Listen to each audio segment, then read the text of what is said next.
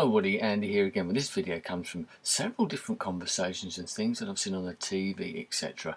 And they all sort of link together to a certain subject. A while ago, I did a video called The Gap Years, and I can't remember much about it. I'll put a link to it down there, and I hope this doesn't overlap too much with that. But it was about an idea that I had some time ago about people in my sort of position, people who sort of their late 40s right up to the time that they get their state pension, this is in the UK anyway, and how that they sort of fall into a trap. They've been left out because everybody now gears up, the situation, the economic situation, as unemployment rates have gone up, obviously, redundancies have gone up, all that type of thing. And there's help, lots of help there for the young people, especially coming out of school, coming out of college and university, to get them into work for the first time, and quite rightly so, no problem with that. There's also a lot of help for people who are pensionable age, who are older. There's clubs, there's things that they can do, there's benefits and all that type. The old age pension itself, for example, to help you through and to encourage you into doing different things, and especially like these silver servers and the internet and all that type of thing. But when you get to my sort of position, there's no real help at all, and there is a bit of a distinction between men and women as well. I do think that there's been a great movement to get women back into work, probably a bit younger than the age group I'm talking about, but even so, it shows you that there are schemes, there are things there, even benefits and encouragement to get women back into work. Fair play to them, yes, why not as well. But us men at this type of age have been left out, and women have as well, but I'm just just putting those little points there. And having conversations, as I said, with people, and there was a programme on the TV last night on BBC called Panorama, and it was saying it's called Finished at 50, and it featured 3 men and a woman as well, to be fair, who were in that sort of 50-something position. They'd lost their jobs, they'd been made redundant for whatever reason, probably due to the economic circumstances and the loss of jobs, certainly in what we call the public sector over here, which is going to be sort of pretty decimated, I think, with the cuts that are coming. And these people have been unemployed for a year or so, and the cuts haven't really sort of come in yet. So who knows what it's going to be like. But it was good to see that people like the BBC, etc., actually started to realise, making a programme about it, talking to government ministers and other sort of figures, should we say, public figures, that this does exist. I got the feeling that the government minister was a little bit, unsure about what to say. Maybe he realised, well, hang on a minute, this is something we haven't really thought about. We're encouraging all these other people, as I said, but nothing for this age group. We've effectively been left on the scrap heap.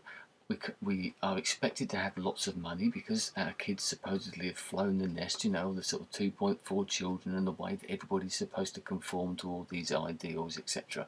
But we're not like that. Everybody's situation is obviously different.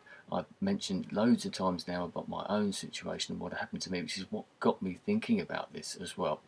And I realise now, especially talking to others and seeing that programme as well, that I'm in a far better position than a lot of other people. But there are things that you can do. One of the things that struck me in the programme last night was that some of the people seem to be stuck in their old mentality. They thought, right, I have done this particular job or worked in this sphere of work for 20, 30 years or whatever it might be, so therefore I've got to get a job in that. And they seem to have been fairly blinkered, without knocking them.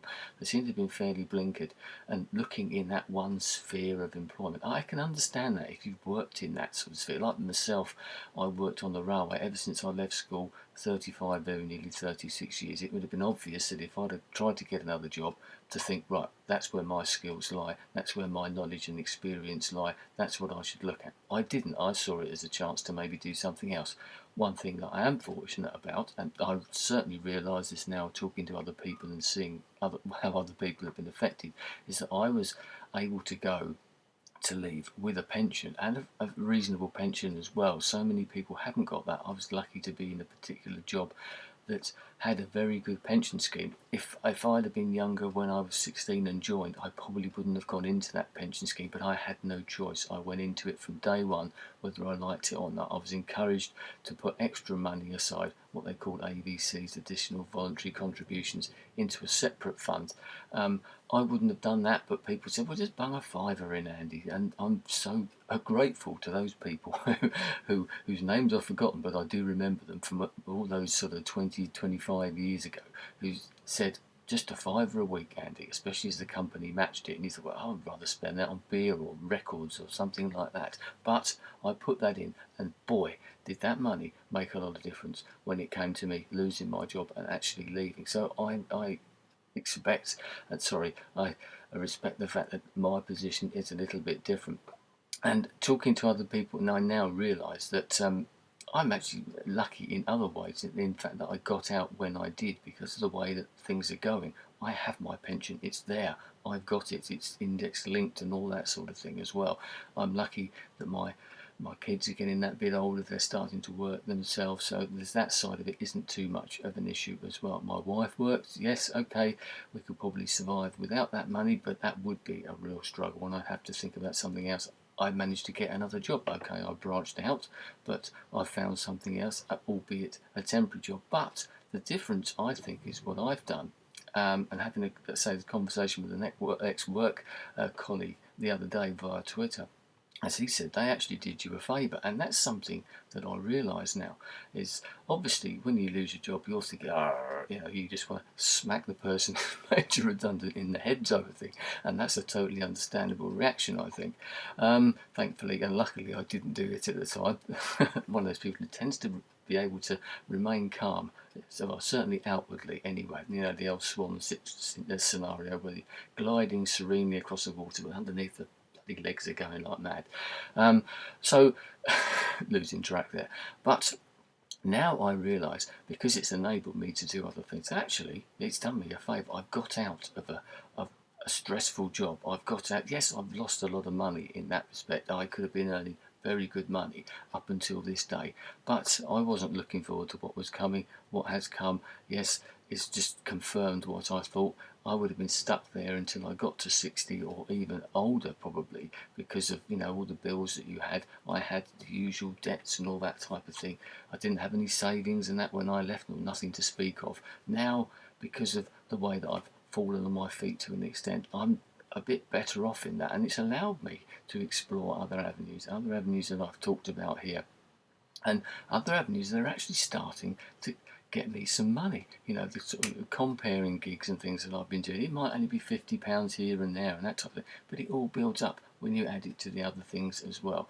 I don't get any money from doing this, by the way, if anybody's thinking. Yes, I'm a partner, but I have never received a cheque from Google, and looking at the figures, it's going to be quite some time before I do. But other things have started to come out. A lot of things I do I don't get paid for, but I become known for this, that, and doing photos and these sort of things, and getting involved with other things.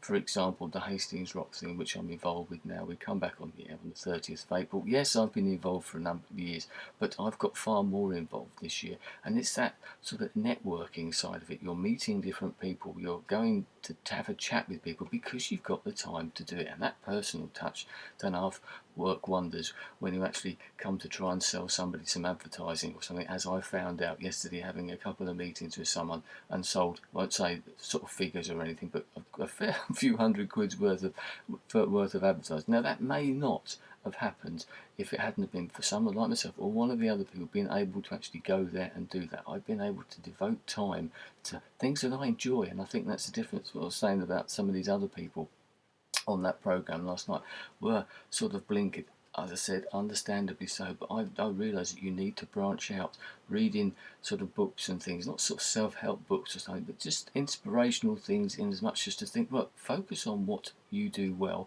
focus on what you like to do, and see if there's an opportunity for that you might actually be able to pursue some sort of career, or just develop a career in that type of thing. It might not make you the money that you used to be able to make, but it might actually be a lot better for you in the long run, especially if you have got something to fall back on. One of the guys in the programme last night fancied doing picture framing, and he got into that. As he said, it's not going to pay all the bills, but if he nurtured that, he might be able to do something with it. Time is an issue.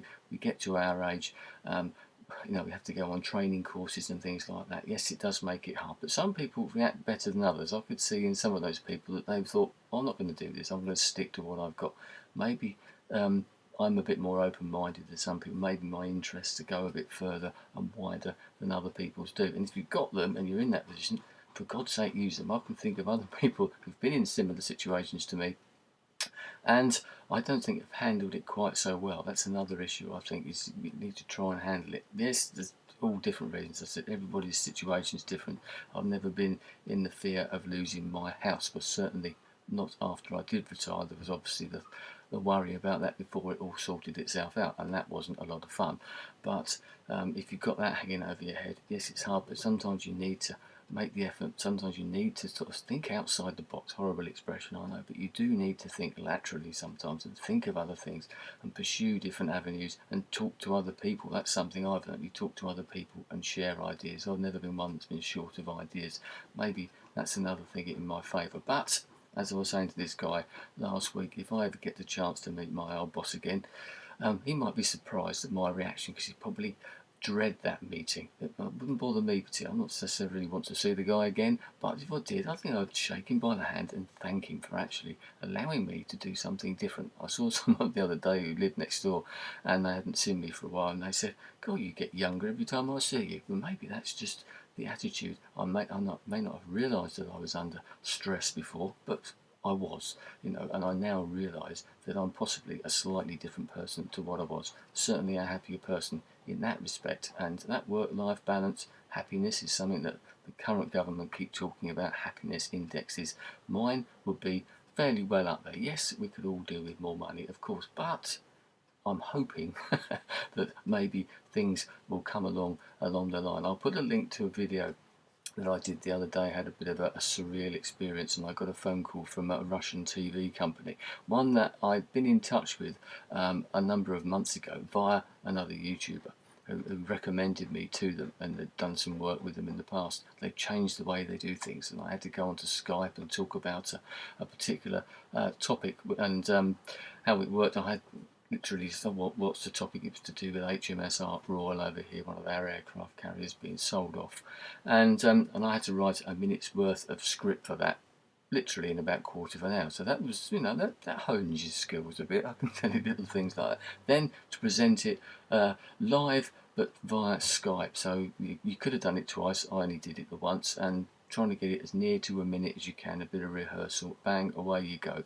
It got shown on the Russian TV station. As I said, I should put a link down there to their website. Mine's one of the videos on there, and I will get paid for that. I haven't got the money yet, but I will get paid for that, and it's a reasonable amount of money as well. And who knows? The guy said, "Well, that was good. That was one of the best ones we've had." Because this, as I've said before, gets you into a certain skill set, something that you possibly never thought of before. I've learnt to do that type of thing. I've learnt to do this speaking.